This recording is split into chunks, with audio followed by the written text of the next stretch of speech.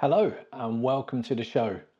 Stage 2 of the Tour de France is complete and we've had another incredible day of racing, and I think maybe not as everyone, including myself, expected. So let's get into what happened. After that, we'll look at what's coming up tomorrow. It was another hot day for the peloton, 30 degrees centigrade, so 5 degrees cooler than yesterday, but crucially, there was a 20 to 25 kilometer an hour wind today. There was only about 6 or 7k wind yesterday. So the riders had a tough day again, but a bit easier than yesterday. And I think a good measure of that was Mark Cavendish, although still finished behind the peloton, was much more comfortable than yesterday and was far from the last man over the line. Vingergaard pre-race had mentioned that for him it was just a victory arriving at the Tour de France after his terrible accident a couple of months ago, and he kind of alluded to the fact that he didn't have any expectations and he wasn't really going to be there for winning yellow. He didn't say that in so many words, but reading between the lines, he was setting the expectations quite low. Tom Pidcock of the Ineos Grenadiers team stated that he was not there to work for team leaders and he had complete freedom to run his own race and that he would be aiming for stage wins. Remco Evenepoel, also pre-race, played down expectations as well. He's also stated as well that although he's won a Grand Tour in the Vuelta a España, that coming to the Tour is a different thing and he's treating it as a learning experience. Okay, a couple of things that I noted during the race. There were several radio issues. We saw early in the race riders having to go back to their team cars, pull alongside and have their assistants lean out the window, untangling and pulling the race radios out the back of their jerseys and trying to fit new ones. It was unusual. We see it occasionally, but we saw several riders from several teams with this issue. And I wondered if it wasn't due to the large volumes of water from bottles poured over themselves. They tend to spray it behind their helmet on the bottom of the neck and the top of the back, exactly where the radio sits.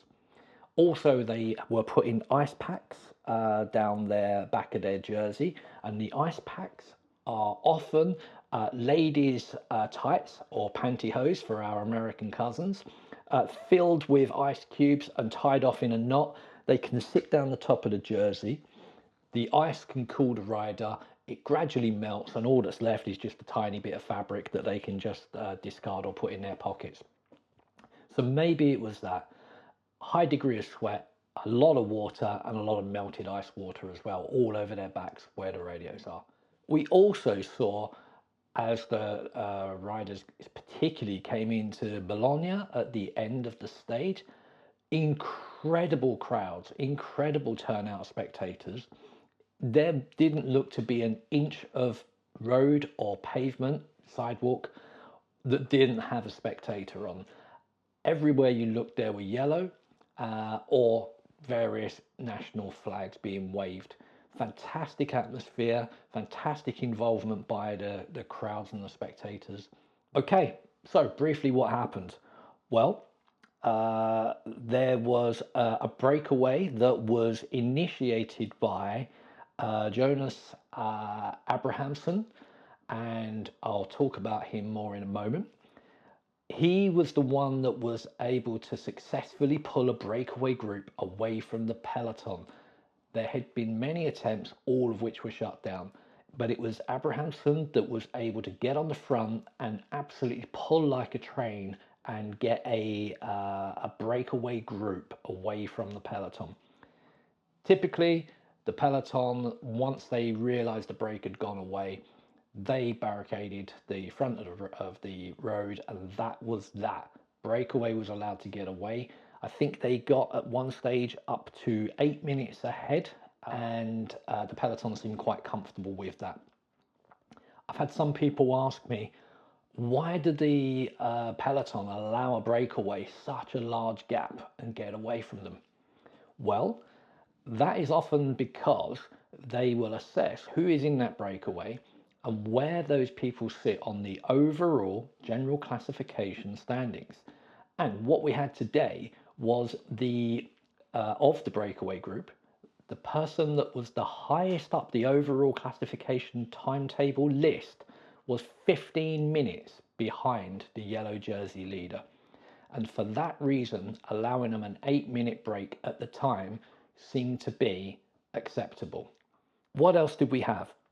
Well, once we were in Bologna, there were the steepest of the short climbs. And I mentioned yesterday that I was unsure if this would be a day for the break or a day where perhaps one of the fast men like Pedersen or Wout van Aert, if they were able to get over those climbs, would be able to storm away to a fast kind of solo stroke sprint finish. That wasn't the case. Wout van Aert did have a crash amongst several others as well. It was at 85k and it involved Van Aert, Matteo Jorgensen and Laurent Duplus. They all went down. Fortunately, Jorgensen got away fairly scot-free. Van Aert got back on his bike, was missing some fabric off of his shorts over his hip and had lost some skin. But he immediately looked at the camera, smiled and gave a thumbs up, no doubt to let his family at home know that he was okay after the horrendous injuries he had only a couple of months ago. Laurent Duplus, on the other hand, came off much, much worse. He lost a hell of a lot of skin on the left side. Mathieu van der Poel, once again, he went out of the back of the peloton with 46k to go. Pogačar and Vingergaard, the fireworks went off. On the last climb of the day, which was a steep, short climb, well, what actually happened was with 10k to go on the steep section of the climb, Pogačar unleashed a ferocious acceleration and immediately Vingegaard got straight on his wheel.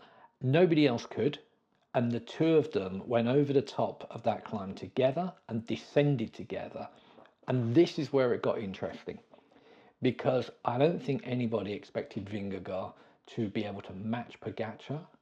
However, what became apparent to me was, I would say that Pogačar looked absolutely comfortable descending. I do believe they could have descended even faster, but something that stood out to me was Vingegaard did not look as confident descending at speed as Pogačar. When Vingegaard was on the front, they weren't travelling quite as fast and he was braking way earlier into the corners, scrubbing off a lot of speed. And I think that's to be expected and is completely, I think completely okay and acceptable that somebody that has had the horrendous crash he has had would be a tiny, tiny bit gun shy. And it wasn't much, but it was a little bit noticeable. Okay, so what happened was, as they approached the finish, they didn't catch the breakaway, but they were caught themselves by a group behind. Let's fast forward up ahead what happened. The breakaway, which had pretty much come down to Jonas Abrahamsen and the eventual winner, Kevin Verquelin. Verquelin was able to pull away from Abrahamsen, the guy that had done the bulk of the work all day, and he soloed over the line for second French victory in 2 days. Incredible. When the group caught Pogačar and Vingegaard, there was a little bit of the, like we see with the before the sprint initiates, nobody really wants to go first. Pogačar was on the front of the group, looking over his shoulder the entire time, not wanting to pull the group to the line. When they all kicked, what was interesting was Pogačar kind of sat up and just stayed on the back of that group for a same time finish. But the big surprise was Remco Evenepoel did kick and did catch onto the back of them with the help of Richard Carapaz, and he looked incredibly strong towards the end. So that was interesting. Two of the guys that pre-race had said to the cameras, don't expect too much, I'm not feeling my best, I'm here just to kind of learn a little bit or get back into the routine of it. Both of them seem to be fighting for the win today, or fighting to get into yellow today. So they crossed the line at the same time, but there was a count back on where people had finished yesterday to figure out who would be in yellow, and that ended up being Pogačar. Pogačar had finished higher up yesterday than the others, and therefore he got to wear the yellow jersey. All right, so we've got a Frenchman, second day, second French win. We've got Pogačar in yellow. Something else that was interesting, post-race, immediately post-race, while on the turbo trainer cooling down, Pogačar being interviewed, he did not seem his happy, chirpy self. He was all smiles on the podium, getting the yellow jersey, but I think there was a definite issue where he wasn't satisfied either with his performance, or he was disappointed that his main rival and nemesis was at a higher level than was anticipated. I'm not quite sure which way to go on that one, and it's pure speculation on my part, but there we go. That's kind of what I saw looking into it.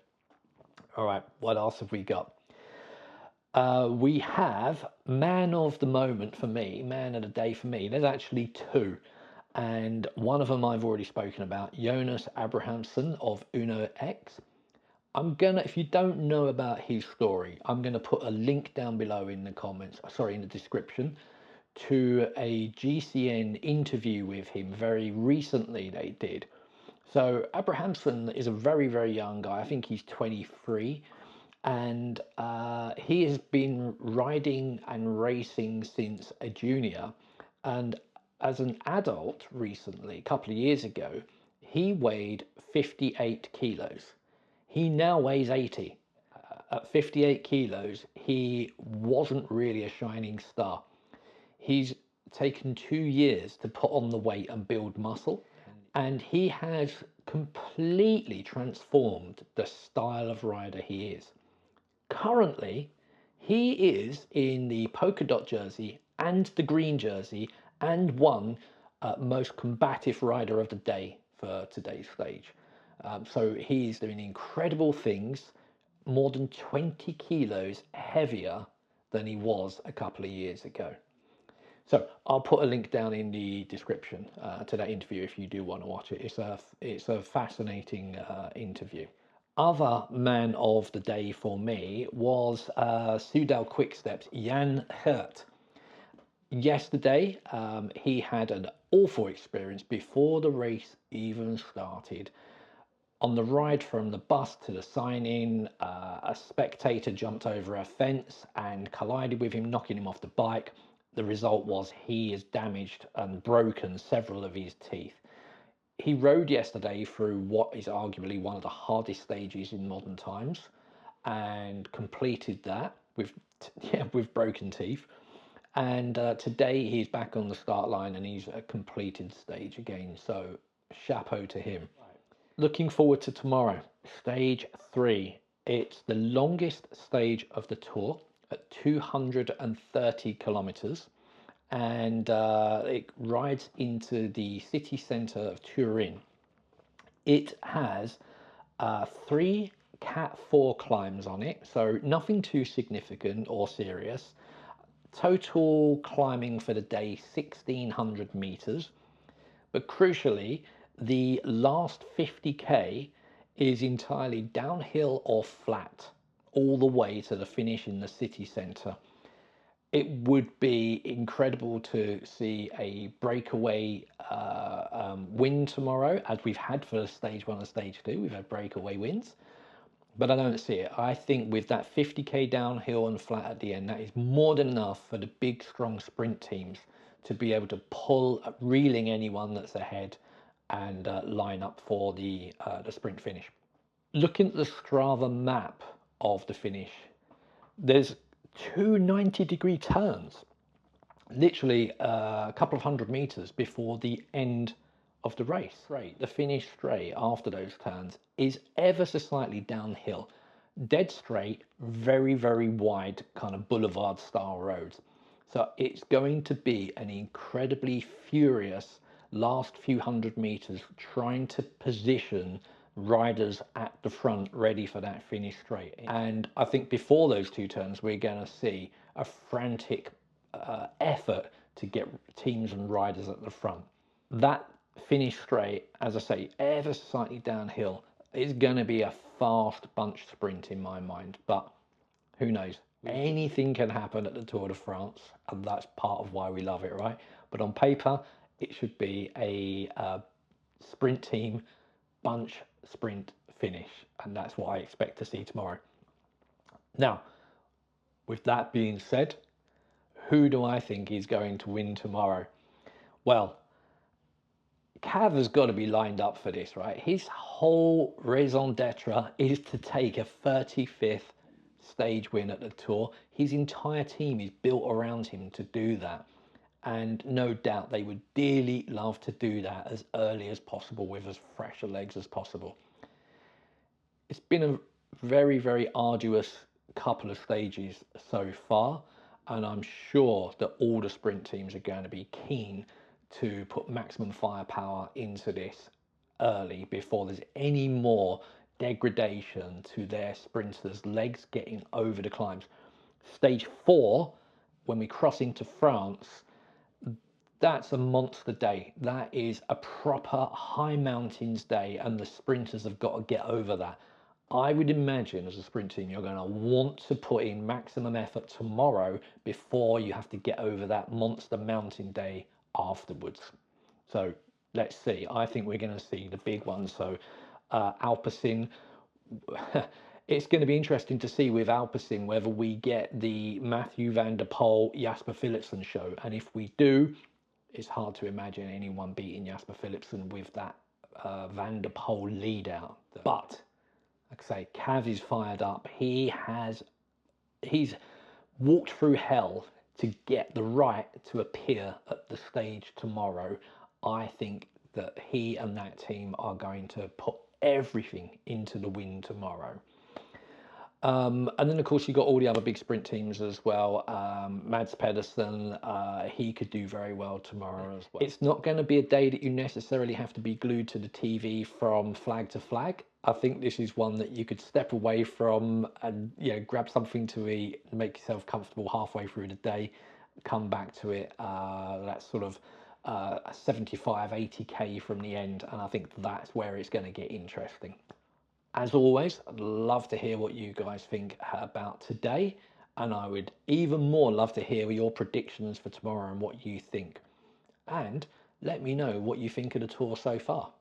I think it's been an incredible one. I think the organisers have got it spot on with the routes. I think the Italian crowds have been amazing. And I think, yeah, it's been a fantastic tour in the first 2 days. I don't think we could have asked for more. And I'm looking forward to tomorrow, and even more, I'm looking forward to crossing into France on stage 4 to get into those mountains and see what happens with the GC boys. Great. Well, thanks for getting this far. Thanks for sharing this journey with me, and we were kind of watching this together, hopefully. And I hope that you're getting something from this and enjoying it. So please do hit the subscribe.